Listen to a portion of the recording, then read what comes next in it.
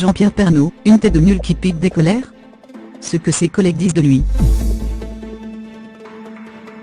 Cette semaine, nos confrères de Télé Loisirs ont recueilli les témoignages de nombreux collaborateurs de Jean-Pierre Pernaut au 13h de TF1. L'occasion de découvrir quel homme se cache derrière le journaliste le plus populaire de France. Indétrônable. Ce 22 février, Jean-Pierre Pernaut va fêter son 30e anniversaire à la tête des journaux de 13h de TF1. En 1988, le journaliste avait remplacé Yves Mourouzi et Marie-Laure Aubry à ce poste.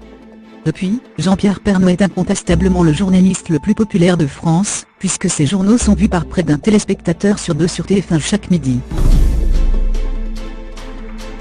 L'occasion de cet anniversaire fort symbolique, nos confrères de Télé Loisirs se sont intéressés aux coulisses du 13h de TF1. Comment se comporte Jean-Pierre Pernaut avec ses collaborateurs? Est-il vraiment autant appréciable qu'apprécié? Marie-Jo Plançon-Genieux, coordinatrice des JT de Jean-Pierre Pernaut depuis 24 ans, révèle que Jean-Pierre Pernaut mange avec ses collaborateurs, au self, avec son plateau à chaque fin de JT. Il y a quelques années, le journaliste avait même apporté un pot de rillettes à sa collègue, alors qu'elle était en arrêt maladie.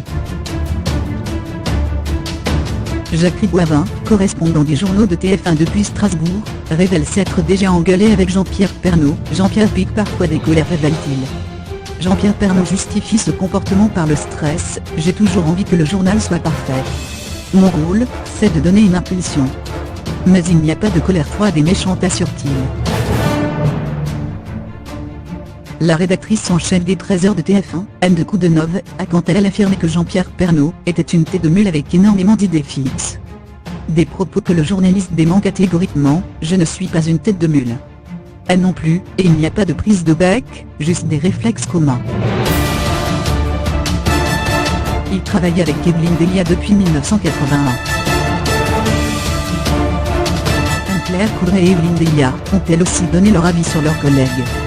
La première, qui était reportée pour les JT de Jean-Pierre Pernaut dès 2004, avant de devenir titulaire le week-end, révèle que le journaliste faisait preuve de beaucoup de professionnalisme à son égard, même si son journal est porté sur les régions. Quand on est sur un terrain compliqué, il ne vous laisse pas poireauter à l'autre bout du monde.